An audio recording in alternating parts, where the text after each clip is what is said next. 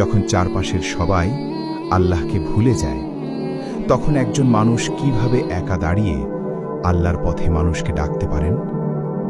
এই কাহিনী শুধু অতীতের গল্প নয়, এটি প্রতিটি যুগের জন্য এক জীবন্ত সতর্কবার্তা।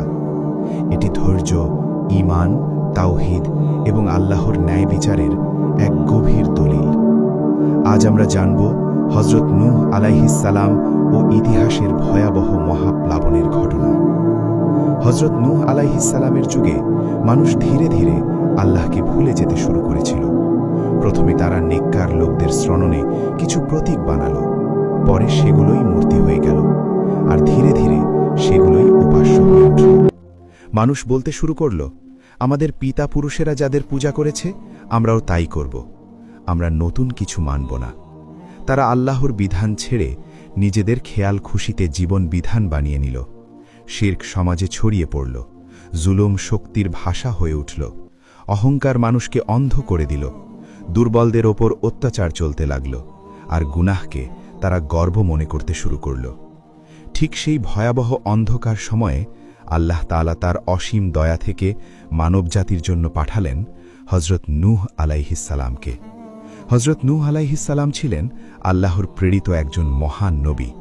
তিনি মানুষের মাঝে দাঁড়িয়ে নরম অথচ দৃঢ় কণ্ঠে বলতে লাগলেন, হে আমার কওম, তোমরা একমাত্র আল্লাহর ইবাদত করো, তিনি ছাড়া তোমাদের আর কোনো উপাস্য নেই। আমি তোমাদের জন্য এক কঠিন দিনের শাস্তির আশঙ্কা করছি। তিনি স্মরণ করিয়ে দিলেন, আল্লাহই তোমাদের সৃষ্টি করেছেন, আল্লাহই আসমান থেকে বৃষ্টি দেন, আল্লাহই জমিন থেকে ফসল ফলান, আল্লাহই জীবন দেন এবং আল্লাহই মৃত্যু দেন। তিনি বললেন, তোমরা যদি গুনাহ ছেড়ে তওবা করো, তোমরা যদি শিরক পরিত্যাগ করো, তাহলে আল্লাহ তোমাদের ক্ষমা করবেন। তিনি তোমাদের ওপর রহমতের দরজা খুলে দেবেন, রিজিক বাড়িয়ে দেবেন, তোমাদের জীবনকে বরকতময় করে তুলবেন। কিন্তু প্রিয় দর্শক, মানুষ সত্য শুনতে চায়নি। তারা নূহ আলাইহিস সালামের নিয়ে হাসাহাসি করতে শুরু করল, তাকে উপহাস করল, তার সামনে কানে আঙুল দিল। তারা বলল, তুমি তো আমাদের মতোই একজন মানুষ, আমরা কেন তোমার কথা মানব? তারা বলল, যদি আল্লাহ কাউকে পাঠাতেন তাহলে ফেরেশতা পাঠাতেন, তুমি তো আমাদের ক্ষমতা আর মর্যাদা কমাতে চাও। কেউ কেউ বলল, এ লোকটা পাগল হয়ে গেছে। কেউ বলল, এ আমাদের পূর্বপুরুষদের ধর্ম নষ্ট করতে এসেছে।